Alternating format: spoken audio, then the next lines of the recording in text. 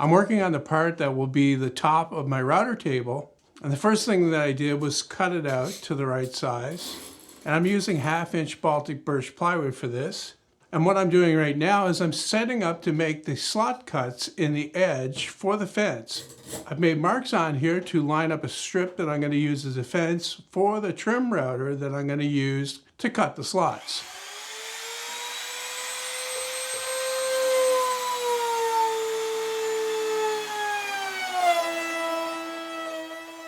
And these slots are a 1/2 inch and they go all the way through the top. And the overall length of them is around 8 inches. Of course, the bit I'm using here is not the sharpest. So what I'm going to do is I'm going to change that before I continue on.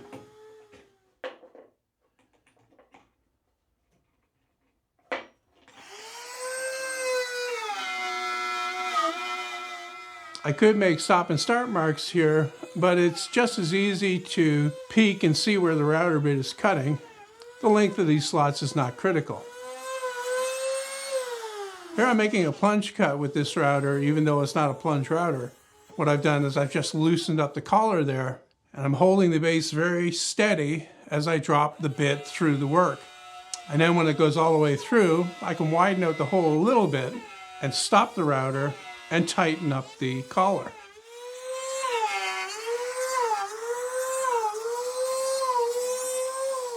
Now that I have both of those slots cut, I can start working on the cutout for the insert plate. And this is basically a 6-inch hole through the top. And to do that, I'm going to change out the bit on the router to something a little bit smaller. And I've also put the guide bushing back on. The 5/8 inch one works with my circle cutting jig. I've marked out the center point for the hole. And now I need to drill a 1/8 inch pilot hole for the circle cutting jig to pivot on. And I'm going to drill that all the way through the plywood, holding the drill as close to 90 degrees as I possibly can. And the reason for that is that I want to cut this from both sides. I need to wind up with a rabbet that's a 1/4 inch deep for the insert plate to sit into. And I figure the easiest way to do that is from both sides of the table. Very much like the slots, the size of the insert plate opening doesn't have to be exact. I picked the size of 6 inches on the plans, but it can be a little bit bigger and it can be a little bit smaller. The main thing is that you do it well, and then you can make the insert plates to fit in that opening. I'm going to readjust my jig and make another cut inside that first one. I want the overall width of the rabbet to be around a 1/2 inch, but once again, that's not critical. I had to modify my jig a little bit to cut this tighter circle on the underside. So that gives me an idea that maybe I should build a new jig someday. And I guess that's a project you can look forward to. So anyway, with it set up here on the bottom of the top, I can make my cut. And this should go up and meet the edge of the cut up above. So a single one all the way around should be enough. I've got one other thing to do with this insert plate opening, and that's to cut a clearance hole on the bottom. And this is a place for the dust to go when you clean out the rabbet to put the insert plate in. Next, I need to drill a hole through the top for the dust collection for the fence. And because I have one, I'm going to use a hole saw to do that. I'm going to take the time now to just chamfer over the edges of the 2 slots that I cut before and the 2-inch hole. And that just cleans them up. Next up is the miter slot. And even though I don't think I'll be using it that often, it's nice to have. And now is the best time to put it in there. And to locate it, I'm making 2 marks here from the front edge. And I'm going to be using a 1/2 inch bit to mill the slot. So these 2 marks are a 1/4 inch apart. So I'll set my fence on the first one and make the first cut. And then I'll move the fence to the other marks and make the second cut.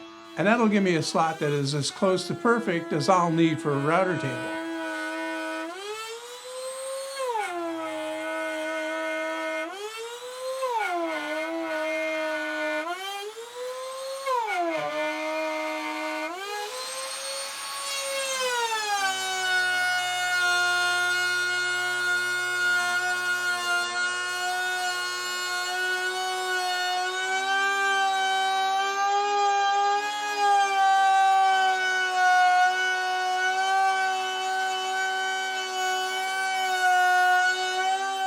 And of course, you can always cut this in a single pass using a 3/4 inch bit. But I find that it's very difficult to hold that up tight against the fence on one side. So I did it in 2 passes here with the 1/2-inch bit. Okay, that basically wraps up the shaping on the top. I'm gonna take the time now to ease over the edges using my sanding block, and then I'm gonna sand the surface with my random orbit sander. And then to finish up this video, I'm gonna be making the insert that fits in the hole. Or actually, I'm gonna be making 3, and one of those I'm gonna leave blank just in case I need one with an extra large hole for something like a panel raising bit.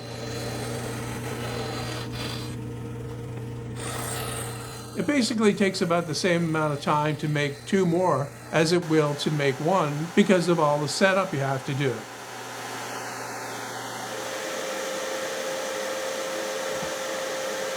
Now that I have the 3 blanks down to the correct diameter so that they'll fit in the hole, I need to cut that rabbet. And there are a number of different ways to do that. One is with the router again, and I could either use a straight cutting bit or I could get a rabbeting bit. But I don't think I have a rabbeting bit big enough, cut in deep enough for this. So I'm gonna do it on the table saw. First, I'm gonna cut the majority of the material away on the flat like this. And then when that's done, I can turn each disc up on edge and make that final cut to the right depth. My objective with these plates is to make them absolutely perfect, but they could always be shimmed up, or you could add adjustment screws, very much like a table saw insert would have. That's gonna wrap up this video. This is the top of my new router table build. And if you want to watch the video where I made that, there's a link in the description.